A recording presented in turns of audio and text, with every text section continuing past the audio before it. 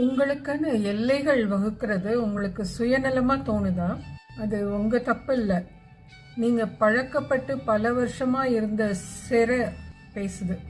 உங்களுக்கு நீங்களே போட்டுக்கிட்ட சிறையை உடைச்சிட்டு வெளியில வாங்க. எல்லைகள் உங்க ஆற்றல், நேரம், அமைதி இதுக்கான கவசம். உங்களுக்கு நீங்க ஆம் அப்படின்னு சொல்ற இல்லைகள். எல்லைகள் இல்லைன்னா நீங்க எல்லாருக்கும் ஓடி ஓடி செஞ்சு சோர்வடைஞ்சு போயிடுவீங்க. ஆய்வுகளிலிருந்து தெரிகிற ஒரு உண்மை என்னன்னா, இந்த எல்லைகளை பின்பற்றுறவங்களுக்கு 40% கோபம் குறைவா வரும். உறவுகள் 40% அதிகமா வலுவா இருக்கும். எப்படி இந்த எல்லைகள் வகுக்கிறது? உதாரணத்துக்கு, இரவு உணவு சாப்பிட்ட பிறகு எனக்கு ஒரு 30 நிமிஷம் தனியா நேரம் வேணும்.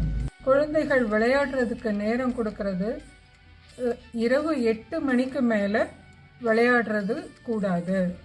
ஏன்னா அவங்க சீக்கிரம் படுத்து காலையில் எழுந்து பள்ளிக்கூடம் போக வேண்டியது இருக்கும். ஸோ அதனால அதை தெளிவாக சொல்லிட்டோம்னா அவங்க கேட்டுக்குவாங்க. இந்த பழக்கம்தான் கலங்கரை விளக்கம் மாதிரி எவ்வளவு அலைகள் அடித்தாலும் அசராம தெளிவா வழியை காட்டுறதுக்கு உங்களால முடியும்.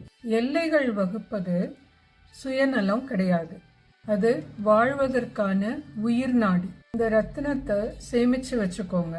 மௌனமா இருக்கிற மற்ற பெண்களோட ஷேர் பண்ணுங்க.